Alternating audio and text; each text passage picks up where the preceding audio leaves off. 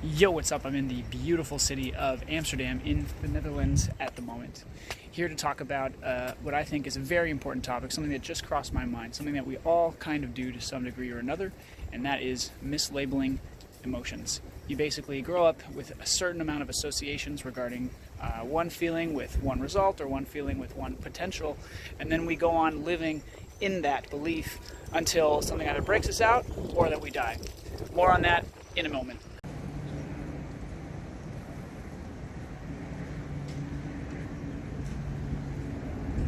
So on the topic of mislabeling certain emotional structures, there are basically things that we do when it comes to learning at the beginning. We make associations very early on. It's not the only way to learn, but it's a very strong part. It's a very strong way to learn, and that's associations with this is good, this is bad, this means someone will love me, this means someone will not love me. But I used to believe that it was just a linear thing. Like, if it's true for some, it's true for others. Like, this is bad. But I believe that the proof that we'll say certain communities exist that exemplify certain parts of the human psyche that may not be ideal or palatable to a lot of other people, tells us that there are ways that signals can be, I will say, mislabeled relative to, or I'll say differently labeled, doesn't necessarily have to be mislabeled, but differently labeled compared to the rest of a population, or in a way that's less than conducive for the individual's overall well-being. Now, when I say that, in the case for me, I actually bring this up because of when I started out, when it comes to getting what I was going for when it comes to dating with women, as you can tell, it stressed me out. I can barely even talk about it now when I think about that period of my life. But I was stressed out, and I used to think that nervousness was normal, and it is to a degree, sure, but the whole weak in the knees thing, where you believe there's a part of your body that believes that you might die, that you might either need to fight or flight from a young girl that ideally you might find attractive.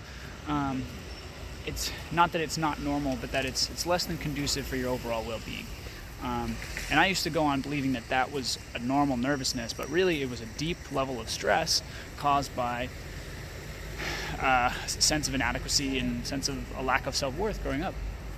So yeah, absolutely. So then I basically realized there's a lot of guilt and shame there about expressing, what I want with the women that I prefer. And instead, it's so much more than just, oh, it's nervousness.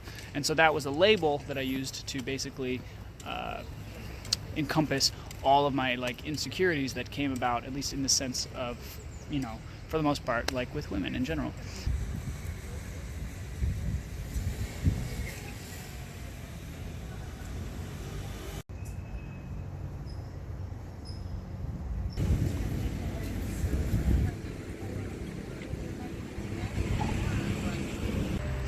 So a big part of the reason why I wanted to bring this up, just in general, is that I just wanted to challenge, maybe offer up an opportunity to re-examine, and this goes for me as well, just when I watch this, hey, maybe I should re-up my observation of what I'm feeling, how I'm feeling it, why I'm feeling it, where this comes from. Just kind of a double take on, is what I'm feeling and the reason why I'm feeling it, is this, not to not acknowledge it, but simply, is this more conducive to my health or less conducive to my health? And the biggest one is, what am I mislabeling, at least for me? You kind of have an idea of how you want to live your life. You kind of have an idea of, what's probably the best for you. And sometimes what you say and what you think and what you feel don't always line up. And for reasons that you may not understand. So this is sort of like a call to action, what are you mislabeling? What am I mislabeling? In my case, at least this example is basically nerves. I'm nervous with a deep sense of fear, guilt, shame, and unworthiness, and all sorts of other stuff. It's not just, oh, I'm nervous, done. In this case, there's a story behind it. So what's the story behind the emotions that you're feeling, every day? Someone honks a horn at you, where is it coming from? Why am I angry about this? I get that too. Someone honks my horn, not only do I get scared, then I get mad at them for getting scared. It's a whole path that goes on here. But yeah, so just thought I'd bring that up to the table. It's a gorgeous, slightly not really that rainy day in Amsterdam, which, if you talk to the locals here, it's a beautiful day if it's not raining or snowing.